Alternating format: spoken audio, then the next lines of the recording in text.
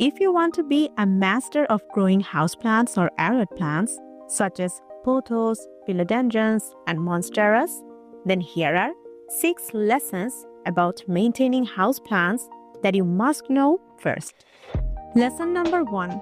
It is always confusing to find the perfect lighting spot in our home for the arid plants because some species require the brightest light, whereas some require mild indirect light.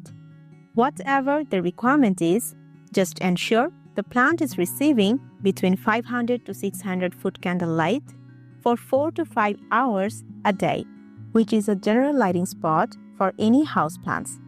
Just download any light meter app and measure which place in your home or garden receives at least 500 foot candle light and stays bright for 4 to 5 hours a day. Now, if you do not have enough light in your interior, then you can create the perfect lighting by using grow lights for the plants.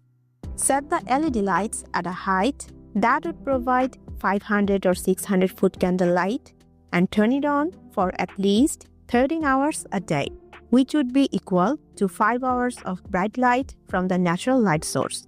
Glorium has high-quality, uniquely designed LED grow lights for plants that are full spectrum and provide the perfect amount of light for the plants. You will get 10% off on grow lights. Use the product links I have provided in the pinned comment and description box. Lesson number 2.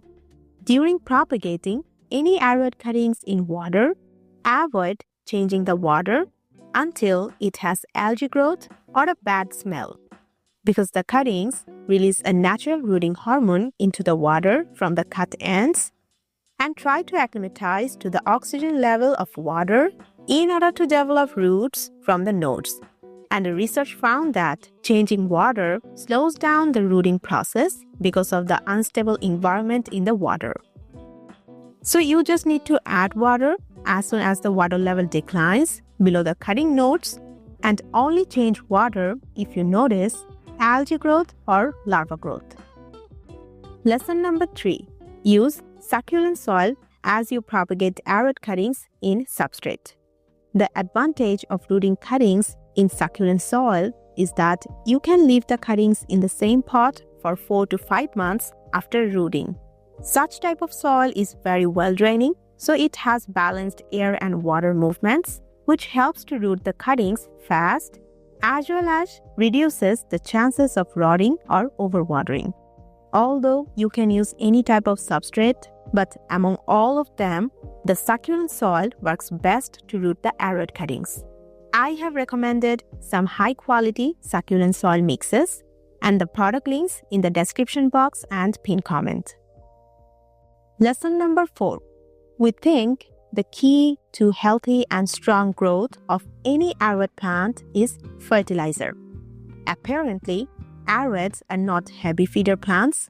Rather, they require constant moisture and high humidity than fertilizer or nutrient supplements. Most of the arids belong to subtropical and tropical zones, and they prefer an environment with 50 to 60% humidity in the surroundings. The soil remains evenly moist and receives bright indirect light for 5 to 6 hours. So, in our garden, as soon as the environment condition meets to the requirement of that particular plant variety, that plant will grow fast and healthy without being fertilized, and that is what you need to ensure first. Lesson number 5. As we grow arids in pots, always choose a pot that is 1 to 2 inches larger than the current size of the root ball.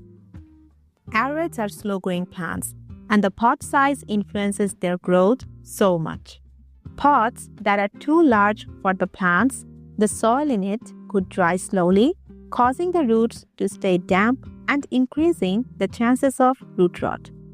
Also, some plant species such as Sansevierias and Aglaonemas produce plant pups as they are root-bound, and that happens when they get limited spaces in the pots. Lesson number 6. Prune the roots as soon as they get bounded. We think root pruning damages the plant and slows down the growth.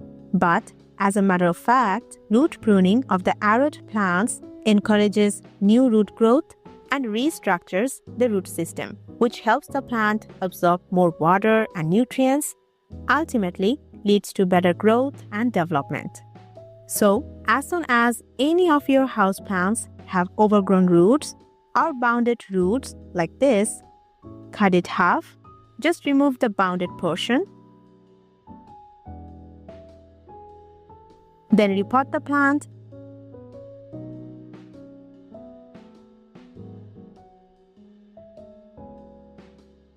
And water it well.